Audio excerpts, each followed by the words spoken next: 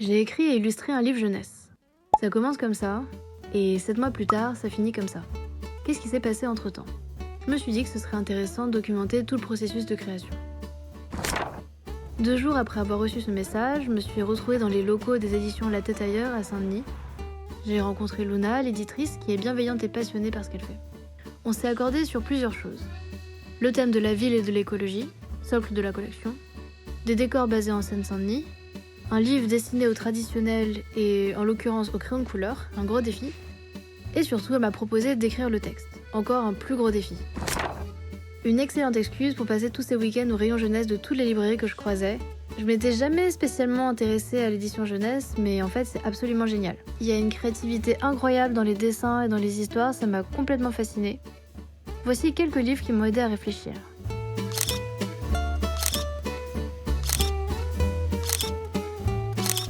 Après m'être bien inspirée, j'ai proposé 4 idées d'histoire et on s'est fixé sur l'une d'entre elles qui parle d'un petit moineau en pleine canicule et qui cherche un coin de fraîcheur en ville.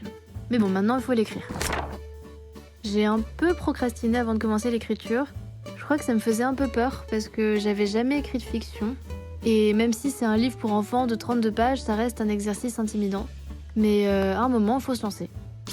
D'abord, je me suis posée dans un café pour essayer de découper l'histoire et de sortir toutes les phrases que j'avais en tête en vrac. Et puis, j'ai continué sous ma couette pendant une soirée à mettre ça au propre et envoyer une première mouture. En parallèle, j'ai réalisé un découpage grossier pour caler l'histoire sur les 15 planches convenues. Quelques modifications de texte et sur le storyboard plus tard, et vient l'étape cruciale, parce que c'est sur cette base que je vais faire mes dessins définitifs. Les décors des livres de La Tête Ailleurs sont inspirés des paysages de la Seine-Saint-Denis, et pour le mien, le décor allait être Saint-Ouen, ce qui est une ville que je connais bien. Donc je suis partie en expédition reportage photo un dimanche de janvier en essayant de pas glisser sur le verglas, marrant pour un livre sur la canicule, et j'ai utilisé ces références pour mes croquis.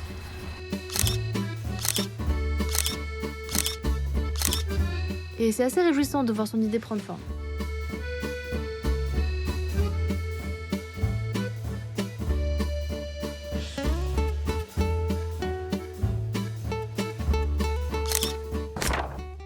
La partie un peu stressante, la recherche de style d'illustration et de couleurs. C'est le moment où je me suis dit, pourquoi est-ce que je me suis lancée dans un livre entièrement dessiné au crayon de couleur alors que j'ai vraiment commencé à en utiliser il y a seulement 6 mois ? C'est une phase un peu difficile parce que c'est beaucoup d'erreurs, de dessins moches, de cacophonie de couleurs, mais comme ils disent outre-Manche, trust the process. J'ai d'abord fait des tests dans un carnet. J'ai testé un moineau bleu, mais on comprenait pas que c'était un moineau, donc je suis restée sur le marron. J'ai testé un univers chaud et un univers froid, mais c'était encore très manichéen quand je les associais.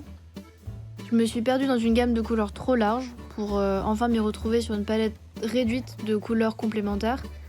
Par exemple, si je veux faire une ombre sur une forme orange, je peux utiliser du bleu. Et en parlant de couleurs, j'ai inauguré de nouveaux crayons. Vraiment rien à voir avec les crayons pour enfants que j'utilisais jusqu'alors, vraiment phénoménal. Et ce qui n'était pas phénoménal, c'est le premier bloc de papier que j'ai acheté. Je pensais pas que le papier était un facteur aussi important dans le plaisir du dessin, j'ai vraiment appris quelque chose. Et j'ai racheté un papier plus lisse, et donc là, c'était parti. Ça y est, c'est au tour des planches définitives. C'est à la fois excitant de passer au concret et stressant parce que vu le délai serré, je me donnais pas tellement le droit à l'erreur. Quand on met en moyenne 4-5 heures pour terminer une planche, on réfléchit à 2 fois avant de poser son crayon. J'ai dessiné au format, c'est un peu plus grand qu'un A4, un peu plus petit qu'un A3, en m'aidant du croquis détaillé grâce à une tablette lumineuse, vraiment décalquée, ma passion. L'histoire a pris vie au fur et à mesure de mes soirées et de mes week-ends parce que, je l'ai pas dit, mais j'ai réalisé ce projet à côté d'un job à temps plein. Et ça m'a pris un peu plus d'1 mois pour terminer les 17 planches, un beau marathon sans les baskets. Et j'en suis plutôt contente.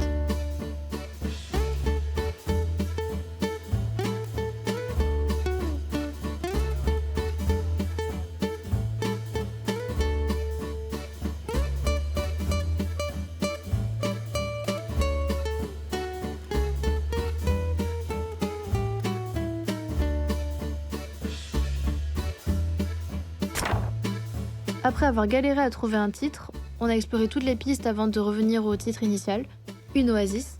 On a passé tout un après-midi à la photogravure. Au scanner, les images paraissaient beaucoup plus ternes que les originaux, on perd vraiment des couleurs à l'impression. Donc il s'agissait de corriger ça ou en tout cas d'en récupérer le plus possible avec la personne experte en chromie.